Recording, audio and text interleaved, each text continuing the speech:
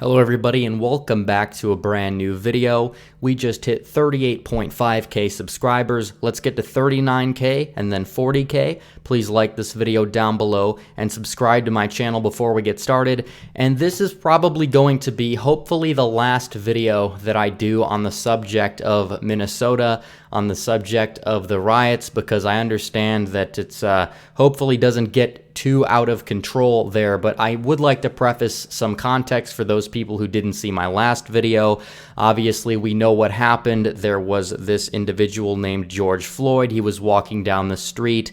The police confronted him and arrested him, and one of the police officers, who was white, Floyd being a black man, the white officer put all of his body strength into his neck, cutting his airways off and killing the guy, while you had 3 police officers standing by that did absolutely nothing. Every single one of them was a minority. I believe that this cop, the main cop, should be charged with murder. And the rest of them should be charged with being accessories to murder, because what happened is an absolute disgrace. There's no defending what the police officer did in this situation.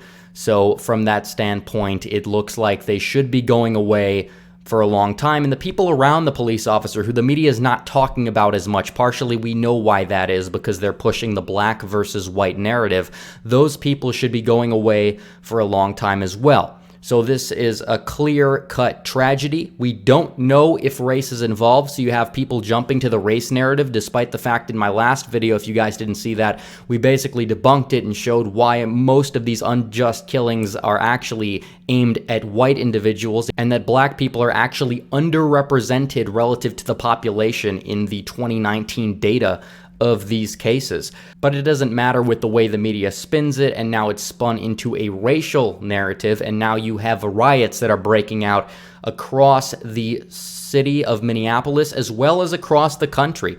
And you have BLM groups out there, you have Antifa that's rioting as well, and it basically shows that there's a big lack of leadership in Minneapolis. You basically have the mayor in Minneapolis that's going to sit there and do nothing and somehow blame this on slavery for some reason. It's absolutely insane the lengths that people will go to justify the violence that is risen up out of this situation. You have riots that are destroying people's lives, that are destroying black lives, that are destroying black capital, way more black lives than just George Floyd.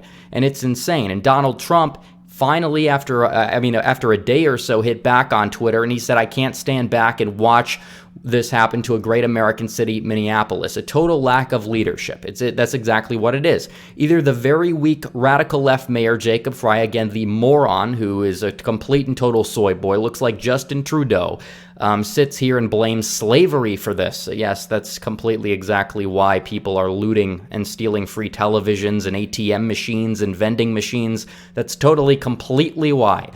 Get his act together and bring the city under control, or I will send in the National Guard and get the job done right. Exactly. This is the clear-cut leadership that we're missing, that we've been missing on the issue back in the Obama administration, where Obama would let the cities burn, he wouldn't send in. I didn't really see that National Guard being sent in. You can correct me if I'm wrong on this, but it seems like Trump is a lot more willing to use force.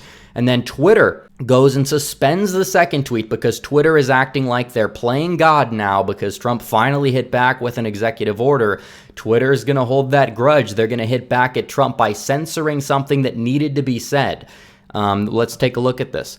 Those thugs, which is exactly what they are thugs. There's no other word for it. We're going to talk about that later and why the left has their priorities so messed up.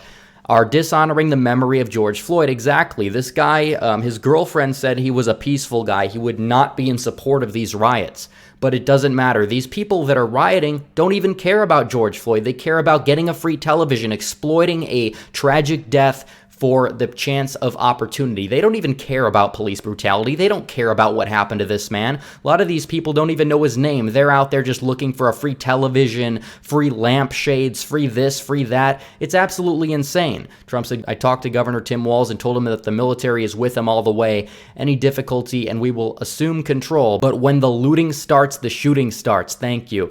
So apparently that's glorifying violence. Apparently there's all these tweets that are glorifying violence against police that that are glorifying violence against white people right now after what's happening. No, Twitter has got their priorities messed up. Trump says if you're going to be out here causing violence, we're going to match that violence with the government, which is an awesome thing that he said, by the way, and it needed to be said.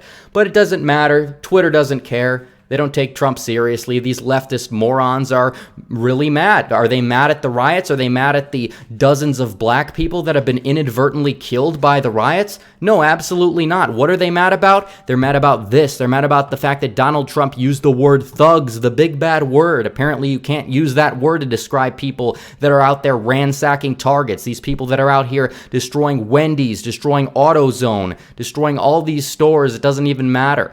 At the end of the day, the bottom line is they're just mad at semantics. They're mad at a word, despite the fact that Barack Obama back in 2015 used the same exact word, the same exact terminology to describe the rioters in Baltimore. Nobody called him racist. Nobody called him a white supremacist. I wonder exactly why it is. It's because it wouldn't fit their narrative.